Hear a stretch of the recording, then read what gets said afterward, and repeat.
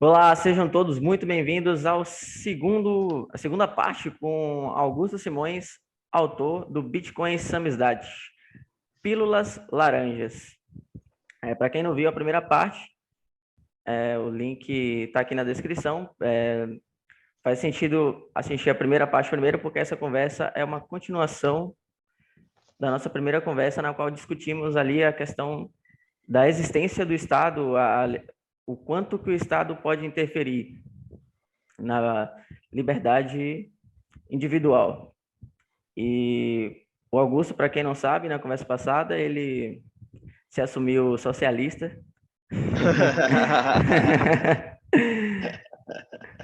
Brincadeira, ele só disse que era liberal clássico e não se declarava um libertário, né?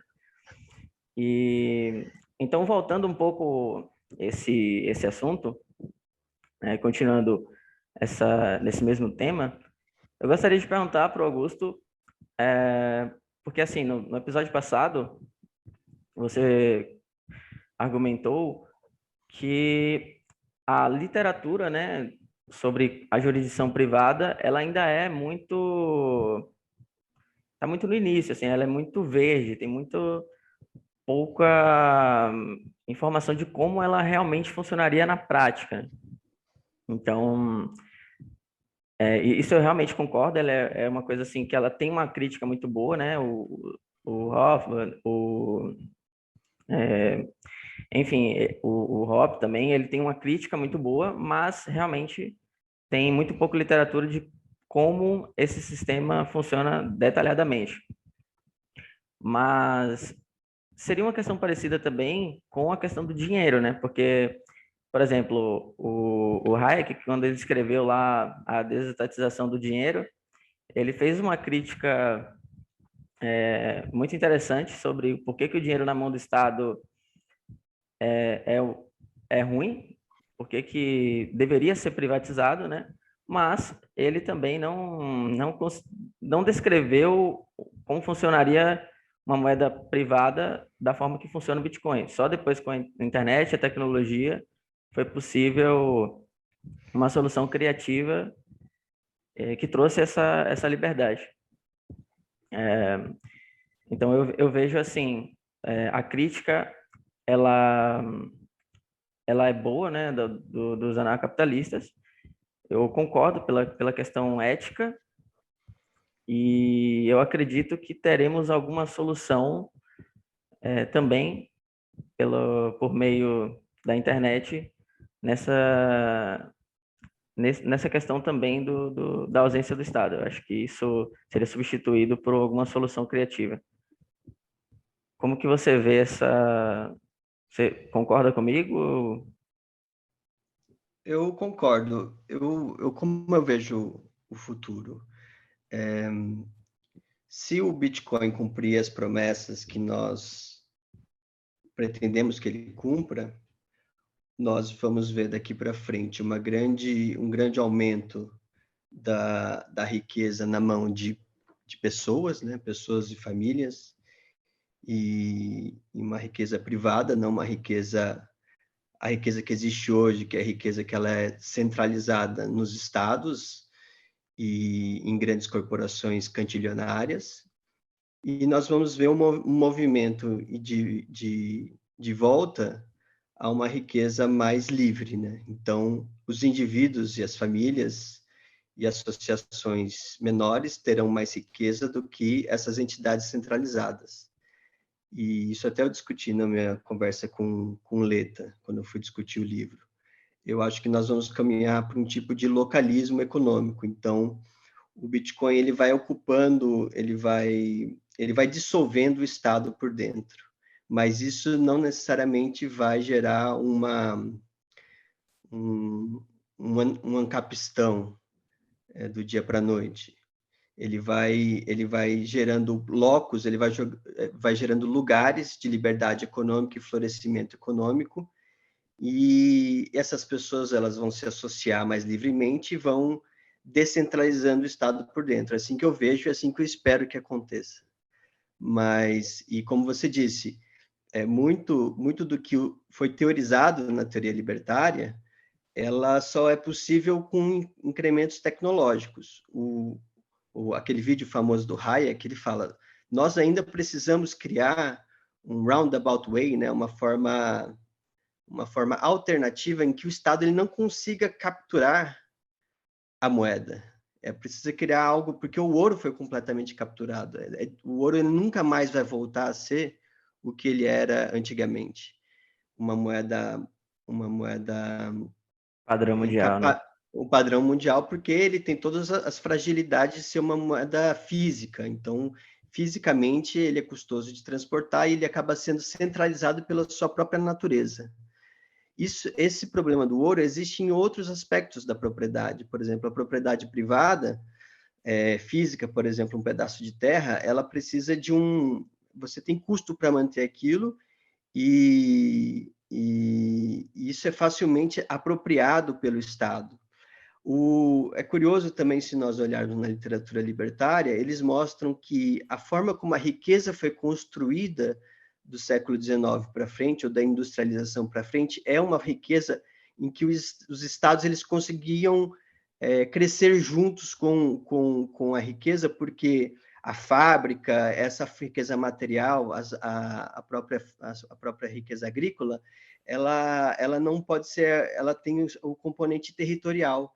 Então, o Estado ele consegue, se a gente olhar o Estado como um parasita, ele consegue se apropriar muito fácil dessa riqueza. Eu não consigo, do dia para a noite, pegar uma fábrica inteira de tênis e levar para um outro lugar do mundo. Isso demora muito tempo. Então, a tributação e as formas de roubo da riqueza privada, elas são mais fáceis na propriedade física.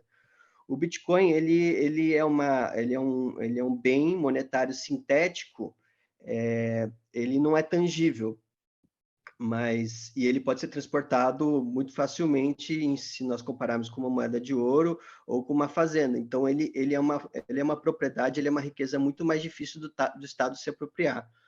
Mas eu acredito que nós vamos ver uma dissolução e um localismo econômico mais forte. Então, vão ser bolsões de liberdade espalhados pelo mundo, em que as pessoas elas vão se armar e elas vão se proteger do Estado tentando se apropriar daquela riqueza.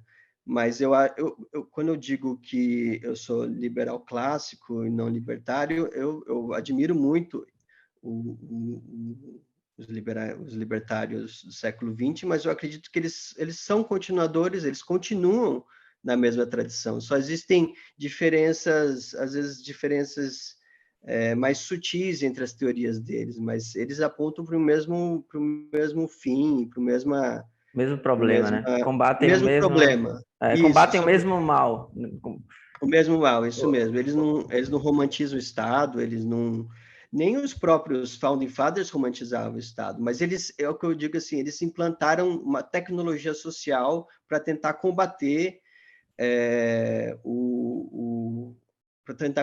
a forma como que o Estado ele limitava a liberdade individual. Mas isso foi necessário muito estudo e uma circunstância histórica específica, né? A fundação de um novo Estado, a formação de um novo Estado feita por pessoas que já tinham formado uma riqueza, que já tinham conhecimento de história, de política, e foi uma circunstância muito especial que gerou o que eu citei, o Bill of Rights. Então, esse tipo de discussão e de problemas nós estamos vendo hoje em dia, né? Mas nós precisamos refundar algo que foi perdido, né? Então, nós precisamos de uma filosofia, restaurar essa filosofia do indivíduo, precisamos de armas, precisamos de maneira de nos proteger. Então, isso tudo é um problema que eu vejo. Não que eu defenda o Estado, mas por exemplo, os Estados Unidos, por mais que na sua fundação tenha sido um Estado feito com base na liberdade individual, ele era um Estado, ele não era uma associação, você entende? Ele não... Sim.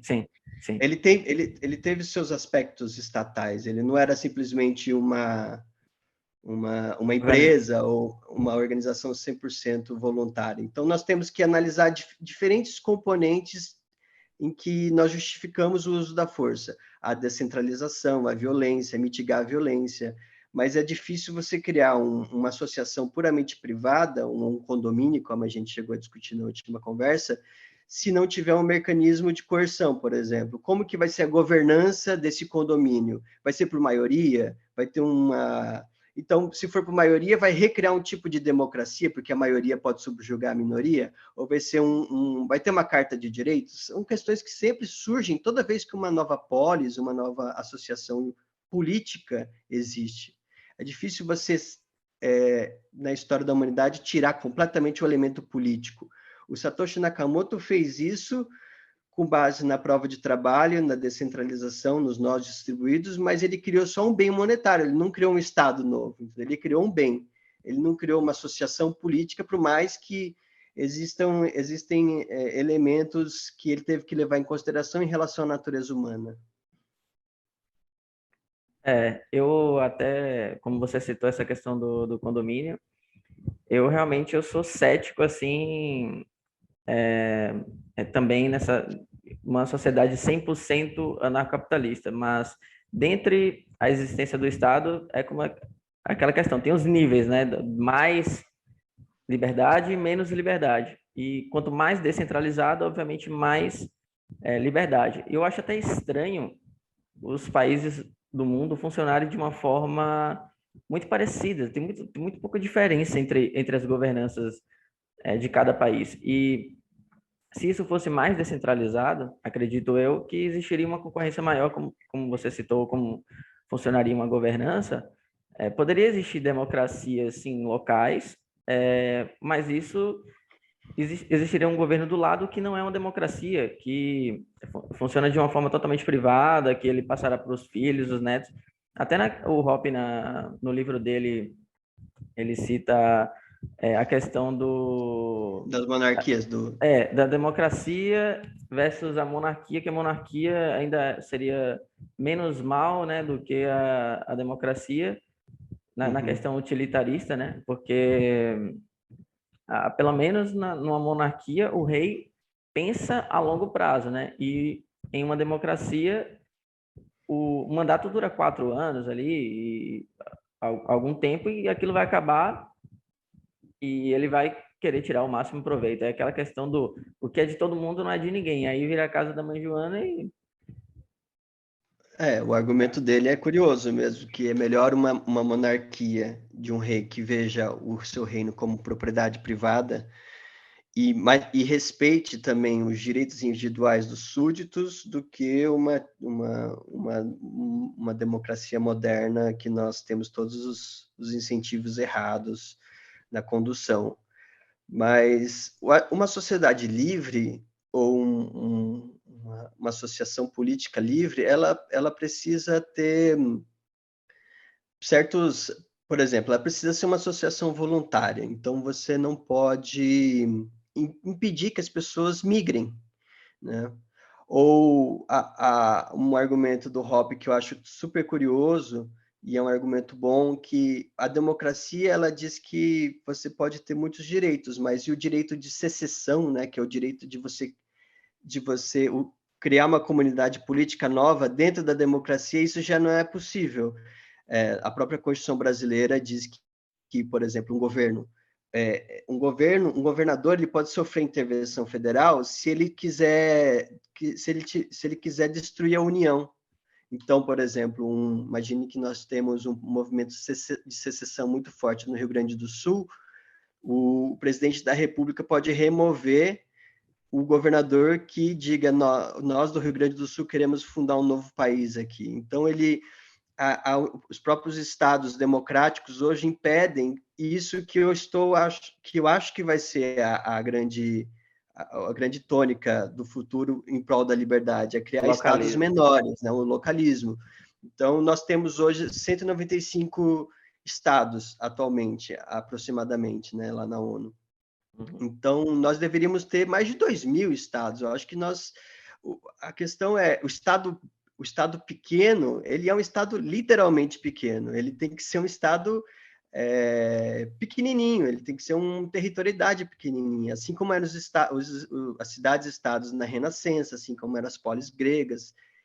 Um estado, ele não... E aí seria muito mais parecido como um condomínio mesmo, ou como uma... a união de pessoas que pensam parecido, têm os mesmos interesses, mesma economia. Então, o que nós temos hoje, que é o padrão fiduciário, mais democracia representativa, ele é esse Estado inchado, totalmente endividado, não voltado para a criação de riqueza. Então, ele tem os incentivos perversos. E quando eu questiono a questão do ancapistão, eu vejo mais de uma forma realista, o que isso poderia existir? Qual seria uma humanidade boa, né? uma forma livre de nós nos associarmos politicamente? Seriam essas polis menores, com mais liberdade, que você teria a sua autonomia para entrar ou fazer parte dela, como se fosse... Imagina, eu tenho minha propriedade, tenho minha família, eu falo, olha, eu quero morar naquele lugar, ele vai me tratar melhor do que esse que está me tratando. Então, podem ser até pequenas monarquias, pequenos feudos, mas com esse respeito de que a pessoa pode ter pelo menos mobilidade de migrar para um lugar ou para o outro. Sim, sim, com certeza. Só isso daí seria praticamente uma capistão, né? Mas muito próximo, na verdade. O ancapistão também, eu não acredito como ele sendo uma ausência de governos, né? Realmente existe muito pouca, como você bem citou, diferença nesses liberais clássicos para um anarcapitalismo, né? Os anarcapitalistas até derivam desse pensamento realmente do liberalismo clássico. Por exemplo, o Frederic Bastiat, ele não era um anarcapitalista, mas ele praticamente descreveu ali no livro dele A Lei. A crítica dele é muito anarcapitalista, né? É um argumento, tanto que o livro dele é citado pela maioria dos anarcapitalistas, assim como o Mises também, ele não era anarcapitalista. Ele defendia o Estado para a segurança, como você citou, até um certo limite para não invadir a liberdade individual, né? E algo que eu tenho assim, além do Bitcoin que eu gosto de estudar hoje em dia é justamente esse pensamento sobre como criar novas políticas, né? Como criar novos estados. Um livro que tem me interessado muito, até fico tweetando e conversando com as pessoas, é aquele do Balad, né? Network State. Ele traz questões importantes que eu acho, assim, não sei se ele resolveu todas, mas daqui para frente, se nós quisermos pensar como seria um mundo hiper-bitcoinizado, nós vamos ter que passar por essas questões, sabe? No fundo, a gente quer viver em liberdade e eu quero evitar a guerra, né? Eu quero evitar a guerra contra os bitcoinheiros, eu quero evitar a guerra mundial e eu acho que a única maneira é justamente criando essas polis livres, né? Então, é um pensamento mais prático do que teórico. Se nós concordarmos que a liberdade é um valor, que a vida humana tem valor, que a gente quer desenvolvimento tecnológico e criar um mundo hiper-bitcoinizado, a gente vai ter que passar por essas questões, né, de como conviver com liberdade. Então, ela é mais prática, assim, não tanto, o Estado é ruim e malvado e o PT vai me perseguir. Eu acho que a gente tem que ser mais propositivo, sabe? E saber como criar essas novas ilhas de liberdade, né? Eu não sei se você acompanhou, mas tem uma galera aí indo para Santa Catarina, né?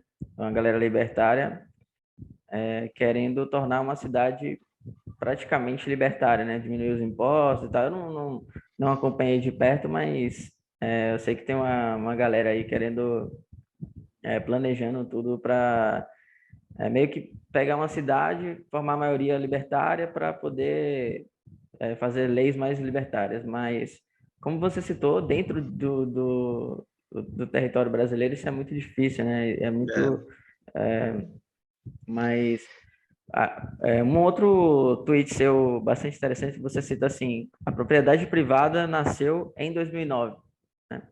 Até pela questão que você citou no início do vídeo, o Bitcoin, Uhum, ele traz uma nova propriedade, uma nova propriedade porque todas as outras têm um problema físico, né? Tem essa questão complicada, como o ouro, por exemplo, que é física, é facilmente confiscável. O Bitcoin, ele trouxe um conceito novo, assim, na humanidade, que é algo que é realmente inconfiscável. E uhum. então, como que você enxerga isso? Então, é uma ferramenta, como você citou, só para fechar o raciocínio, uma Uhum, ferramenta para desmonetizar esse estado inchado que temos hoje no mundo. Então, você só financia o Estado se o papel se investe, né? Você não tem mais aquela obrigação de financiar o Estado. Existe a obrigação, uhum. mas existe também uma ferramenta muito forte que acaba ficando mais opcional da pessoa se ela quer financiar ou não, porque não tem como saber quanto a pessoa tem em Bitcoin, enfim. Uhum. Então, então isso O, traz. Pode falar. não, pode concluir o raciocínio, desculpa. Não, então isso traz justamente essa liberdade que você citou, né? Tá? É por isso que você acha que a gente voltaria ao localismo, porque as pessoas se negando a financiar, quanto mais. Tem até um outro tweet seu também que você fala que o Estado é uma espécie de Ouroboros, né? Que vai, Uhum. cada vez que ele aumenta a sua tirania, ele mesmo vai perdendo o seu poder porque ele vai também se descredibilizando e as pessoas, olha, isso aí tá demais, eu não vou financiar. Então, eles vão, porque tudo precisa ser monetizado para funcionar no final das contas, né? Então, se o Estado ele não recebe o financiamento suficiente para todas essas atitudes tirânicas, ele vai perdendo força, e aos poucos vai ter que cedendo território para outros tipos de governo. É mais ou menos nessa linha de raciocínio que você acredita? Sim. No seu comentário tem duas questões. O primeiro é o quão novo, o quão revolucionário e nunca visto é o tipo de propriedade que o Bitcoin nos trouxe. A questão da teoria da propriedade ou do direito de propriedade sempre foi um problema. Como justificar a propriedade? No segundo Tratado do Direito Civil do Locke, ele, como eu disse na nossa conversa passada, ele traz uma justificativa religiosa. Ele diz lá no começo do primeiro capítulo que Deus deu o mundo em comunidade para todo mundo, mas deu a nós próprios a propriedade privada sobre o nosso próprio corpo. Então, o mundo, na visão dele, o mundo em si, o mundo das coisas, né, o mundo físico, ele está em comum, inicialmente ele está em comum com todos nós, ele é dado em comunidade, mas você tem propriedade sobre o seu próprio corpo. E como nós adquirimos a propriedade privada? É a teoria da mistura. Nós, através do trabalho, Deus dá o mundo para nós, mas nos ordena a trabalhar, porque só através do trabalho nós conseguimos sobreviver. Então, com esse imperativo da vida, o homem ele precisa misturar seu trabalho à terra. Então, ela é uma teoria do valor vinculada ao próprio trabalho. E com essa mistura do corpo do homem na terra, nós adquirimos a propriedade privada na terra. E é curioso que o Bitcoin ele, ele pode ser visto também como um tipo de propriedade sobre o próprio corpo, porque nós conseguimos armazenar o Bitcoin na nossa própria mente. Então, é como se a mente humana ela conseguisse armazenar não só suas próprias memórias, sua própria personalidade, ou sua própria capacidade de gerar valor, mas sim de acumular esse valor em forma de bem monetário. Então, é muito curioso, porque por mais que alguém misture o trabalho à terra, como na teoria lockeana, ele precisa proteger essa terra de invasores ou de pessoas que querem se apropriar dessa propriedade privada que ele adquiriu originalmente. O Bitcoin ele faz isso não através de instituições políticas ou através de um Estado, mas ele faz isso através da criptografia e da prova de trabalho. Então, foi a tecnologia, foi a matemática junto com o poder computacional da mineração que fez com que eu tenha garantia de que aquele Bitcoin que eu guardo na minha cabeça, ele é meu e eu consigo transferir ele para onde eu quiser, com quem eu quiser. E isso é muito único na história da humanidade. Isso nunca existiu antes, além do nosso próprio corpo, porque se nós olharmos além do que eu preciso, qual que é o tipo de propriedade privada perfeita que eu teria além do Bitcoin, seria o próprio corpo, sua mão, sua boca, seus olhos, eles são seus. Então, eu acho que se nós... Mas mesmo assim você precisa proteger seu corpo de outras pessoas, né? Ou precisa usar armaduras ou saber lutas marciais para proteger seu corpo. Mas o Bitcoin, só sua memória, a não ser que alguém consiga corromper sua mente, ela não vai ter seus Bitcoins se você te fizer uma brain wallet. Então, se nós analisarmos só entre os bens monetários, como que o Estado ele consegue se apropriar do valor dos bens monetários? Ele se apropria, hoje em dia, através do sistema de reservas fracionadas dos bancos. Então, quando alguém deposita fiat no banco, o banco geralmente compra títulos do governo com aquilo. Então, ele financia a atividade de endividamento do Estado. Então, você acha que tem no contrato de depósito nos bancos, você acha que aquele dinheiro está lá, é seu dinheiro, né? Mas aquele dinheiro está sendo usado para financiar a atividade estatal. E então, isso financia a atividade do Estado contra você. Então, o próprio dinheiro que você mantém no banco, ele é usado para financiar o Estado. A segunda forma é através de impostos. Antigamente tinha CPMF, então toda e qualquer transferência de dinheiro que você fazia era usado para financiar o Estado. A moeda fiat é usada para financiar o Estado também pela senhoriagem, né? O Estado ele consegue criar unidades monetárias a partir do nada, porque ele tem um monopólio da emissão da moeda, então ele consegue se endividar na mesma moeda em que ele paga suas dívidas. Então, todo esse mecanismo que a gente chama de sistema fiat, ele é usado como formas de financiar o Estado. O Bitcoin, o que ele faz? Ele impede isso, ele impede que nós financiemos o Estado através da compra de títulos, que é usado como reserva de valor hoje em dia. Ele impede a senhoriagem, porque a emissão da moeda é feita através do protocolo. Então, eu sei que as unidades vão aumentar, não com base no que o Estado disser que ele vai aumentar. Eu não sou diluído pelo Estado, mas sim, eu sou diluído, entre aspas, através do mecanismo de emissão das moedas, através da mineração. Então, ele amputa essas partes, essas formas de financiamento do Estado. Mas, claro, todos os outros tipos de propriedade que eu preciso do Estado, eles vão ser tributados, eles vão ser utilizados de muitas formas para financiar o Estado. Então, hoje em dia, a senhoriagem e o endividamento público, eles são a espinha dorsal do sistema Fiat e de como o Estado chegou desse tamanho totalmente gigantesco que tem hoje. Agora está sendo discutido nos Estados Unidos o aumento do teto de endividamento deles. Eles já vão para 31 trilhões de dólares, sabe? Uma coisa absurda. Se nós olharmos o endividamento de todos os estados do mundo, dá, eu acho que mais de 310 trilhões de dólares. Então, ele é uma quantidade enorme de dinheiro.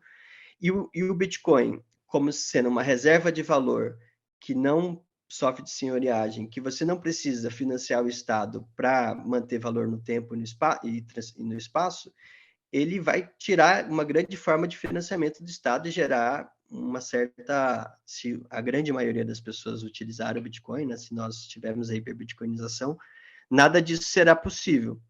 Um dos lemas dos revolucionários americanos contra o rei George na Inglaterra era taxation without representation. Eles pagavam os impostos nas colônias britânicas, mas não tinham representação no parlamento. E o imposto inflacionário é justamente isso. Nós pagamos o imposto inflacionário e aquilo é feito, as pessoas nem percebem o quanto elas pagam de imposto, do imposto inflacionário que é feito por causa da senhoreagem. Então, ele, por essa propriedade única, né, essa propriedade única desse novo tipo de propriedade do Bitcoin, ele impede que o Estado se financie dessa forma. Mas a gente está só no começo, né? São poucas pessoas no mundo que usam Bitcoin, são poucas pessoas no mundo que armazenam sua riqueza em Bitcoin. Então, a única forma de caminharmos para um estado menor, por enquanto, né, antes da gente ter estados minúsculos ou estados minimamente decentes, nós, assim, até existem economistas libertários no país que falam que tem que investir em renda fixa, né? Então, a gente está muito longe do Bitcoin cumprir essa promessa. Sim, tem um longo caminho pela frente ainda, ninguém sabe como isso vai acontecer de fato, né? E eu estava olhando a notícia que 80% dos países do mundo já iniciaram aí um estudo sobre fazer a CBDCs, né? A moeda digital de Banco Central. E até o Fórum Econômico, o FMI, na verdade, ele anunciou que está querendo fazer uma criptomoeda global, né? O que chamaram de Unicoin. Não sei se você viu essa notícia. Eu vi. Assim, isso, isso é uma forma de centralizar ainda mais o poder, tanto do Estado quanto de uma forma global, né? É para isso que caminhamos. Mas isso, de certa forma, é bom para o Bitcoin. Você acha que aceleraria a adoção do Bitcoin? Eu acredito que o, as CBDCs elas vão criando barreiras, né? Elas vão impedindo que você use o dinheiro fiat da forma que você deseja. Então, mas eu acredito que ela ainda ela está em piloto, né, na maioria dos países. No Brasil, ela ainda é um piloto. Ainda eles disseram que eles vão, por enquanto, o real digital vai ser o real digital feito só no atacado, não no varejo. Então, ele é como se fosse uma forma de comunicação entre os próprios bancos, por enquanto. Então, os bancos eles têm vários sistemas de liquidação interno, e entre eles e junto com o Banco Central. Essa comunicação interbancária ela é feita por vários sistemas hoje que estão obsoletos. Então, eles vão atualizar isso usando uma nova plataforma e estão chamando isso de real digital, por enquanto, porque eles não tentaram o que eles chamam de real digital do varejo, né? Que seria esse token que ia circular nas wallets das pessoas e você teria esse token diretamente com o Banco Central e não através das instituições bancárias. Então, o grande medo deles para começarem a implantar um sistema totalmente do que eles chamam de real digital do varejo é que acaba com os bancos em si, né? Eles não têm intermediação bancária, porque os bancos, grande parte do lucro deles é justamente agir como esse terceiro intermediário entre você e sua riqueza. Então, se nós tivermos diretamente um título com os bancos centrais, eles não conseguem fracionar tanto a reserva e não conseguem ter poder sobre o crédito. Então, eles estão estudando ainda. Eu acredito que eles vão tentar, isso eu não sei como, mas eles vão tentar uma forma de justificar moralmente o real digital do varejo. Não só como uma inovação financeira, mas para evitar alguma catástrofe que eles dizem acontecer. Eu acho que, por exemplo, as mudanças climáticas, isso vai ser utilizado para justificar. Então, eles vão tentar controlar seu consumo, controlar a sua vida com base em alguma catástrofe ou uma cyberpandemic. Agora, você me perguntou se isso vai aumentar ou diminuir o uso do Bitcoin. Eu acho que depende muito de como isso vai ser percebido pela população, né?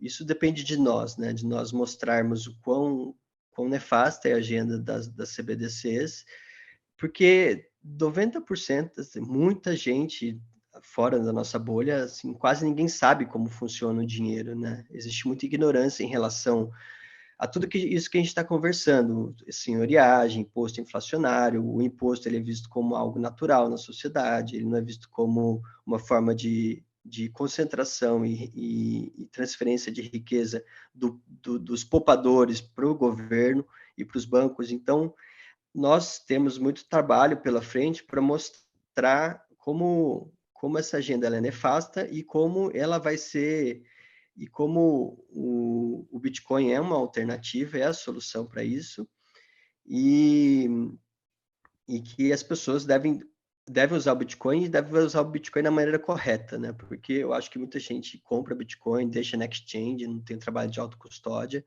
Então, eu acho que, sim, o Bitcoin ele é a alternativa tecnológica para CBDCs, mas eu ainda fico pensando como que eles vão justificar um real digital do varejo, porque, obviamente, ele vai ser um instrumento de controle.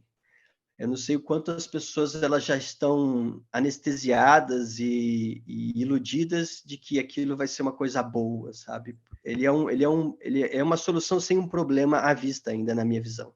Porque todas as medidas tirânicas, na verdade, ela não vem anunciada assim, olha, isso aqui é uma medida tirânica, nós estamos tirando sua Uhum. liberdade. Ela vem Sim, com uma desculpa, uma solução. Ela vem como uma solução a algo que o próprio governo cria, né? Então, eles não, sim. eles colocam como uma solução Uhum. e, e É, isso. geralmente uma medida tirânica ela vem como ela vem com uma justificativa coletivista, né? Isso é ruim para você, é péssimo, vai doer, mas é para um bem maior. Seja a coletividade, seja a paz mundial. Como que a gente saiu do padrão Moro? Foi com a Primeira Guerra Mundial, criou-se um grande pânico de que se você não entregasse seu ouro para o Estado, você ia morrer, porque os Estados estavam em guerra, né? Como que foi anunciada a Sem guerra, controle sem guerra sem ia guerra? ter uma revolução popular muito grande. Então, não tem como o Estado justificar confiscar o ouro de todo mundo se não tiver essa justificativa coletivista por trás. Isso a gente viu na pandemia também. Como que eu vou justificar vacinação forçada, QR Code para você entrar nos lugares, seu histórico médico com base numa grande calamidade? E a calamidade que colou nos últimos anos é a tal da mudança climática. Isso vai ser usado para a CBDC, vai ser usado. Até economistas liberais, Paulo Guedes, essas pessoas que acham que teoricamente dizem que estão a favor da liberdade, não estão. Elas falam em economia sustentável, transição energética. Grande parte do Pílulas Laranjas tem um capítulo só sobre isso, sabe? Tem um capítulo sobre como a mineração vai ser combatida com base nas mudanças climáticas e como o real digital vai utilizar essa linguagem da catástrofe, né? Então, agora eles estão testando a ideia, né? Mas eu acredito que ele vai ser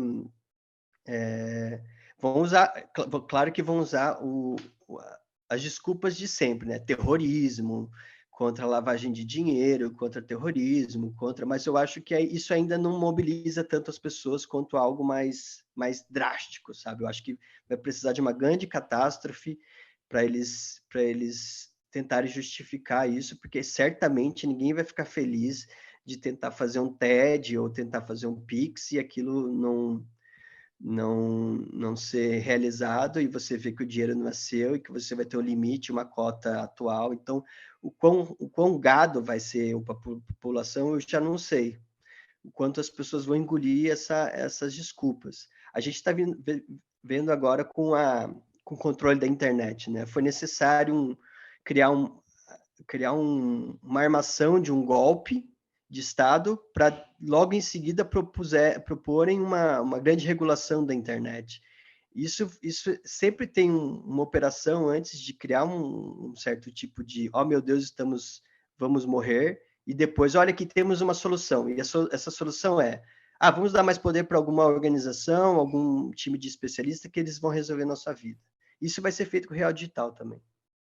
Sim, se o Estado ele cresce em momentos de crise, o que impede dele criar uma crise para aumentar o seu poder, né? Isso Exatamente. é uma verdade. Até no Pílulas Laranja tem uma pílula lá que você fala o seguinte, o Real Digital ele já vem com um plano Collor embutido. Eu acho que foi até de uma notícia que o Real Digital ele teria travas automáticas, isso já está no protocolo, né? Travas automáticas diante de momentos de crise. Ou seja, Isso. já está explícito ali, ó, a gente pode travar o seu dinheiro a qualquer momento, por qualquer coisa que aconteça, entendeu? A vaca está lá soltando o pum lá, então isso é um perigo enorme para a humanidade. Logo, o mundo vai acabar em 10 anos se você não nos der o controle do seu dinheiro. No fundo, é aquela questão que as pessoas sempre preferem a segurança, né, do que a liberdade. E até o Benjamin Franklin tem uma frase muito boa sobre isso, né, que a sociedade que troca a sua liberdade por segurança não vai ter nem a segurança nem a liberdade. Exatamente. E o medo, ele é a paixão. Ela é a paixão humana que faz com que o Estado exista. Isso até não precisa ser nenhum liberal clássico, né? No próprio Hobbes, ele mostra isso claramente, né? Que o Leviatã, eu tenho medo, o medo da morte, ele é a grande justificativa do Estado, e o Estado ele sempre vai usar o medo para tentar controlar mais, e nós estamos num período histórico em que o Estado eu acho que ele está com crises severas, então ele está tentando sobreviver e criando essas migalhas, sabe? Ele está tentando uma CBDC, ela é justamente eu acho que ele é o final do sistema Fiat. Ele não é o sistema Fiat como nós conhecemos, mas ele é justamente um canto do cisne do fim de um sistema que está ruindo. Então, a gente está num período muito curioso da história, em que a gente está ou vai para o sistema totalitário, ou a gente vai ter a liberdade do Bitcoin, sabe? Eu tenho outras pílulas que eu digo isso. As pessoas acham que o problema agora é esquerda e direita. A gente vê que tanto da direita, tanto a esquerda no Brasil são pró-Estado, então não é esse problema, né? Agora a grande discussão vai ser, ou você é a favor do real digital, e isso vai ser ligado com o seu score social, vai ser ligado com crédito social, com sua atividade nas redes, com seu ID digital, ou a gente vai para o mundo de mais liberdade do Bitcoin, de criação de riqueza. Então a gente vai bifurcar. Eu não sei, eu acho que a gente pode ver como foi a resposta ao coronavírus nesses anos. Vão ter estados que vão com tudo para a agenda totalitária, e vão existir comunidades que vão falar, não, peraí, isso não está certo. Então, isso depende muito da contingência política dos lugares, né? Então, não está nada escrito, a história vai ser feita ainda, vamos ver como a gente vai. Não tem nada, a gente não ganhou ainda, nem eles ganharam, vão ser as batalhas dos próximos anos. Eu acredito também que a gente caminha para um totalitarismo. Eu acho que é um gráfico assim, vai para um totalitarismo maior até que chega um ponto que essa curva começa a se inverter, né?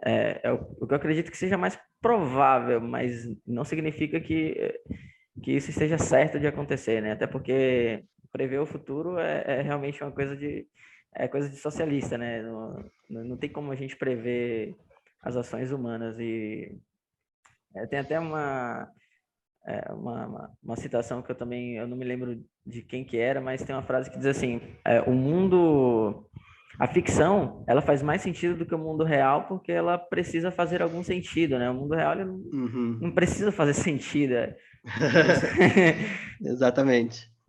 você olha para isso, olha para CBDCs, olha e como que as pessoas já estão anunciando isso, né, no mundo todo e a maioria das pessoas não parece que é aquele negócio assim, enquanto não anunciou na mídia, né, enquanto a mídia não anunciar, não é verdade, não existe. Então, E a própria mídia já está anunciando, como você disse, essa reportagem era do Valor Econômico, não era uma mídia alternativa sim, falando que o real digital ia ter essas travas contra crises, né? Por isso, então, por mais que a mídia esteja anunciando, eles não estão na fase que estão escondendo mais, sabe? A mídia está anunciando tudo aquilo que o real digital vai querer fazer contra você. A mídia tradicional, estabelecida, o Estadão, Folha, e tudo que eu publico, eu tento, assim, a gente tem que ter sempre ver os fatos e tentar enxergar a realidade. Então, tudo aquilo que eu escrevi no Pílulas, eu tento sempre ser mais preciso possível, sabe? Tem fontes, tem dados, quem que disse isso? Isso daí e são relatórios do BIS, são relatórios do Banco Central, são apresentações dos diretores do Banco Central. Isso tudo está sendo feito às claras, está sendo noticiado pelos próprios jornais. Então, mesmo assim, ninguém vê problema, né? Porque a gente já está tão contaminado com a ideia de que o Estado. As pessoas não têm nem ideia de como funciona uma economia. Elas acham que, para uma economia funcionar, aquilo precisa ser regulado antes pelo Estado. As pessoas não sabem como funciona a liberdade. Tem até uma pílula que eu digo: liberdade, ela existe antes do Estado. Não é o Estado que te dá alguma liberdade. O Satoshi Nakamoto não pediu permissão para ninguém. A liberdade humana, ela não é uma autorização do Estado, é o oposto. O Estado, ele limita a liberdade individual, mas nós temos liberdade. E a economia, ela funciona em espaços de liberdade.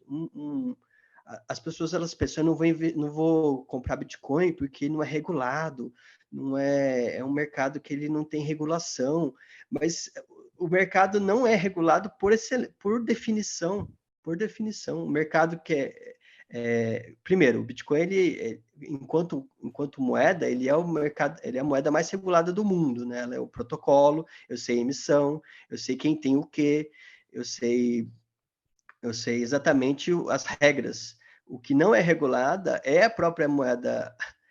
O que é um estado, que é uma força, que é um estado de exceção, é a moeda fiat. sim.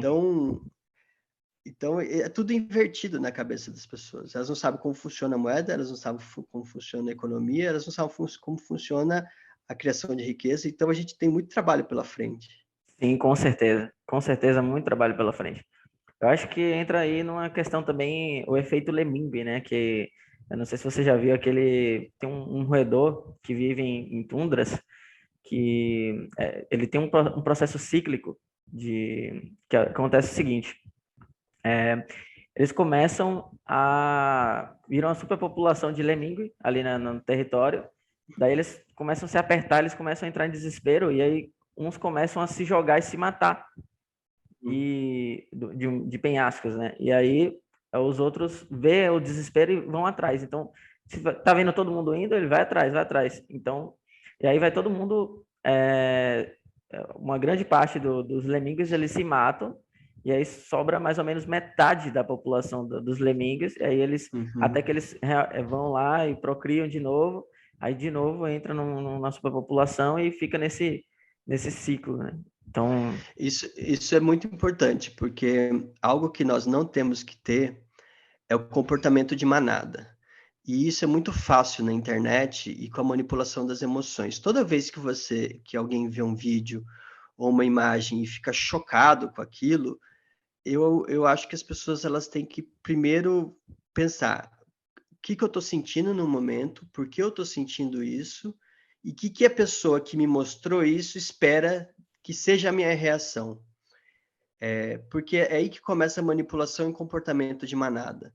Como que foi criado o pânico em torno do coronavírus. Começaram aquelas imagens lá na China, das escavadeiras, pessoas caindo no meio da rua, como foi criado o pânico em torno da invasão do Capitólio dia 6 de janeiro nos Estados Unidos. Imagens de patriotas raivosos destruindo o Capitólio. Como foi criado o 8 de janeiro no Brasil. Imagens de pessoas ali quebrando artefatos valiosos da nossa República. Então, as pessoas, quem controla o dinheiro e controla o sistema Fiat e a política em geral, ela precisa desse comportamento de manada. Então, é sempre bom pensar quem que está fazendo isso, por que eu estou tendo essa reação, o que a pessoa espera, que ela fique com medo, que eu faça isso em todos os aspectos. É muito fácil você ver algo que te choque e compartilhar e falar que é absurdo isso, mas isso em todos os espectros políticos, né? Então, evitar esse tipo de comportamento. Às vezes é importante você ter medo e às vezes é importante você se preocupar com o que está acontecendo, mas Esse medo simplesmente implantado com o é, objetivo de. é, É, de ter uma reação, senão você vira uma pessoa só reativa, sabe? Você fica reagindo, que absurdo, que absurdo, que absurdo, e nem pensa por que você está tendo essa reação e se você de fato está sendo manipulado, né? e tudo que não está na grande mídia, aí para essas pessoas se torna uma teoria da conspiração. Ah, não, isso daí é teoria da conspiração. Não, É. não falou no jornal, é teoria da conspiração. E fica. Até essa questão do medo também, da peste lá de Wuhan, teve as fotos das imagens das covas, né? Em São Paulo, aquela imagem que. Eu não sei se você viu, ficava várias, acho que mais de 100 covas, assim, aquela imagem bem. Uhum. Né? Chocante, né? Chocante. É aquele choque mesmo para. Uhum. É um absurdo. E a gente está chegando aqui no final, né, da nossa conversa. Tem alguma mensagem que você gostaria de deixar aí pro pessoal, Augusto? Olha, a mensagem é... Compre Bitcoin. como nós não sabemos o futuro, e seria errado a gente prever como vai ser a hiperbitcoinização e, quais são os próximos passos, eu acho que a gente tem um dever de explicar claramente o Bitcoin, dizer por que ele foi inventado.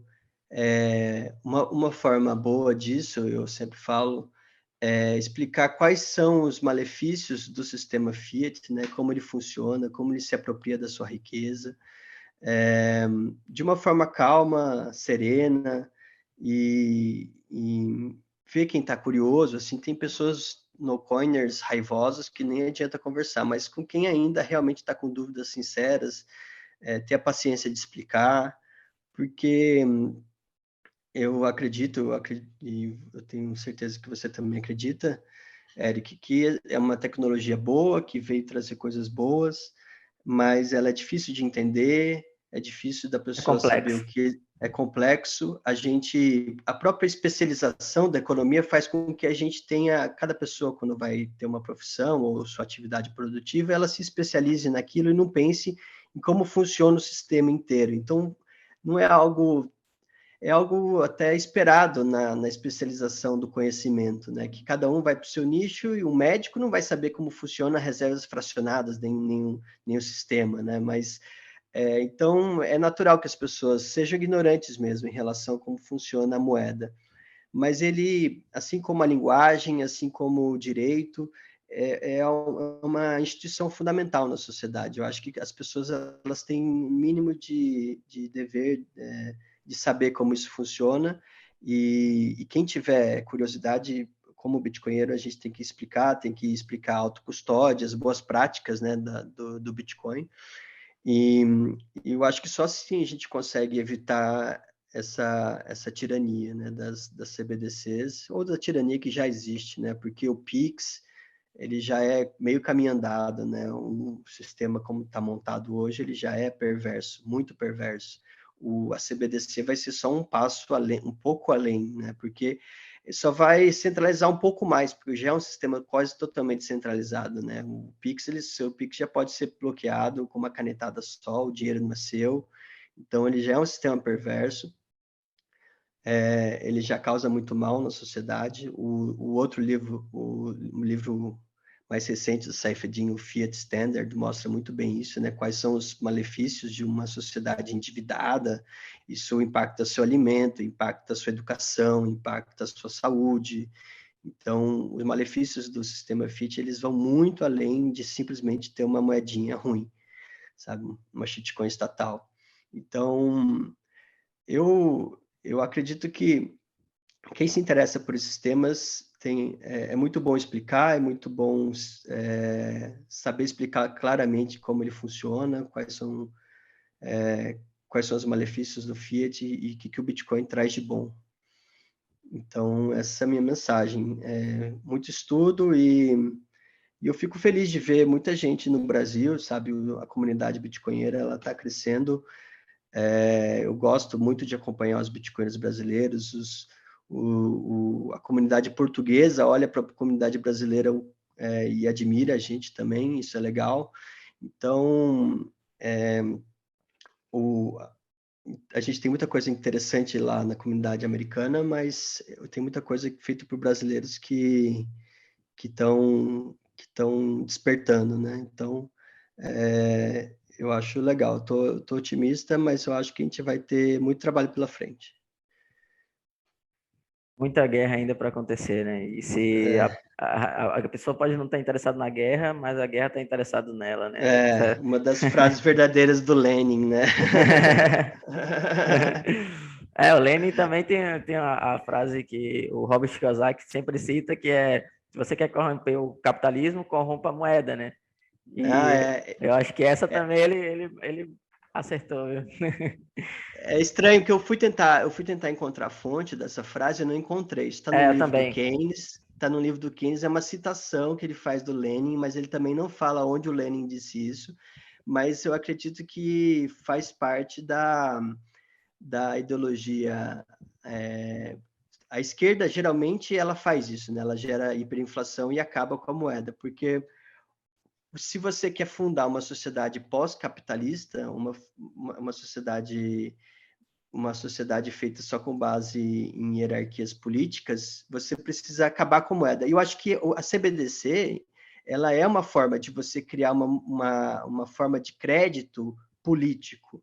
Então, ela é uma subversão da ideia de moeda, porque eu não vou trocar valor monetário, mas eu vou trocar.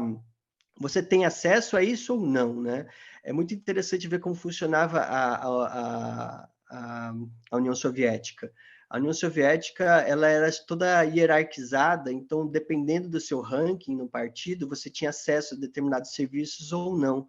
Eu acho que uma CBDC vai ser uma forma high-tech disso. Então, você vai ter scores, então você vai ser ouro, prata, dependendo de se você paga seus impostos, você fala coisas boas para o partido. Então, isso vai determinar a sua hierarquia na sociedade. Isso já é uma sociedade pós-monetária, né? Então, uma CBDC implantada o seu fim é justamente isso, né? Você vai ter rankings, você vai Traz um ter favores sistema, políticos.